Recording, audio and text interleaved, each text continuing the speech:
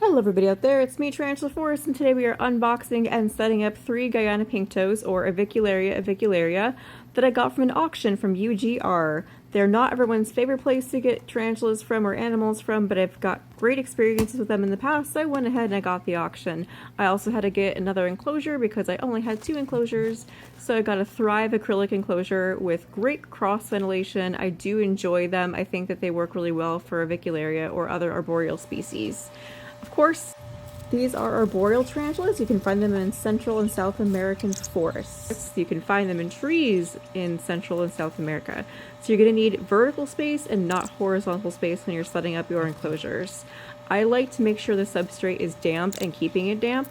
So I went ahead and I mixed in sphagnum moss and put sphagnum moss on top and added a water dish, some fake plants, and cork bark that's Adeline, because these guys are, like I've said, tree spiders, and they're going to make their web hammocks up instead of on the ground. It does need, that little enclosure does need more fake plants, and I will probably add that later on. But again, I like to make sure that the substrate is damp. I've added some sphagnum moss. I'm going to add this fake plant so it has a good web anchor and make it kind of like how it would be in the wild, where it has a lot of places to add web, a lot of vertical space.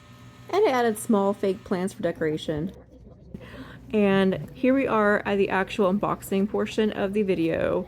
So, like I said, UGR, not everyone's favorite place to get animals from, but they all came in perfect. They came in exactly what I was looking for, and they're gonna work well in these enclosures. They are a good size. So I went ahead and added the first one into the enclosure that we set up. This one just was really jumpy. These guys, because they are a tree spider, do jump when you are handling them. And if they get scared, they also projectile poop. It's actually kind of funny. They do have urticating hairs. They're type 2 urticating hairs, but they're not going to kick them off of their abdomen like terrestrial species are. They are going to rub them off onto you instead of kicking hairs off onto you. The last thing that I wanted to add was that I usually mist these guys twice a week. I make sure the substrate is damp, and I make sure they always have a full water dish. Thank you for watching this quick video on setting up pinktoe tarantulas, also known as avicularia.